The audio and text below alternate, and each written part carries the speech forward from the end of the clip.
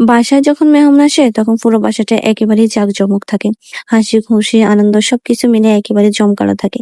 আর যখন চলে যায় পুরো বাসাটা নিস্তব্ধ হয়ে যায়। কদিন ছিল আমার খালু শ্বশুর আর খালা শাশুড়ি, ওনারা ছিল কয়েকদিন, বেশ ভালোই লাগছিল। তারা সবাই মিলে আসছে, আনন্দ করছে, রান্না বান্না সবকিছু মিলে অনেক ভালোই কাটছে। এর মধ্যে আমার খালু শ্বশুর চলে গেছে কাতারে, মানে উনি আসছে এই কারণে, সাথে আমার খালা শাশুড়ি। এই মাঝখান দিয়ে আবার আমার নানি শাশুড়ি একটু অসুস্থ, ওনাকে ডাক্তার দেখাতে নিয়ে আসবে। তো এটা শুনে আরো একটু ভালো লাগতেছিল, কারণ আরো কয়েকদিন থাকা হবে। দুপুরের আয়োজনের মধ্যে ছিল মুরগির গিলা করেছে, এটা আমার খালা শেষে অনেক অনেক পছন্দের একটা খাবার। যখনই আসে তখনই মা একবার হলো মুরগির গিলা কলেজা রান্না করে, কারণ যেহেতু ওনার পছন্দের খাবারের মধ্যে এগুলো। তবে মুরগির গিলা কলেজা বাসায় তেমন খাওয়া হয় না, সেজন্য আনাও হয় না। তার মধ্যে ছিল মাছগুলো, এই তো মাছগুলো রান্না করা শেষ, ধনিয়া পাতা দিলাম। আজকে সমস্ত আয়োজন আমি নিজ হাতে করছিলাম, জানি না কতটুকু ভালো হয়েছে। সাথে ছিল অনেকগুলো পেঁয়াজ দিয়ে ছোট চিংড়ি ভাজি, এরকম ভাজি করলে আমার কাছে অনেক ভালো লাগে খেতে। রান্নার মাঝেও আমার একটা ভুল হয়ে গেছিল, আমি তরকারিতে অনেক বেশি লবণ দিয়ে ফেলছিলাম। কথা ছিল কোনো আলু কোনো কিছু দিব না, কিন্তু শেষ পর্যন্ত দিতে হলো। প্রথমত লবণ বেশি হয়, মা বললে একটা টমেটো দিয়ে দেখো, কিন্তু তারপরও কেন জানি না একটু বেশি লাগতেছিল। পরে আবার একটা আলু, পরে গিয়ে একটা মোটামুটি লেভেলের মধ্যে আসলো, যা খাওয়া যাবে। চিংড়ি মাছগুলো একটু ভালোভাবে ভেজে নিলাম, এরপরে পেঁয়াজের মধ্যে দিয়ে দেবে। এই যে পেঁয়াজের মধ্যে আবার আমি রসুন হলুদ একটু একটু হালকা করে দিলাম। আমার সবকিছুই রান্না করা শেষ, তবে যার জন্য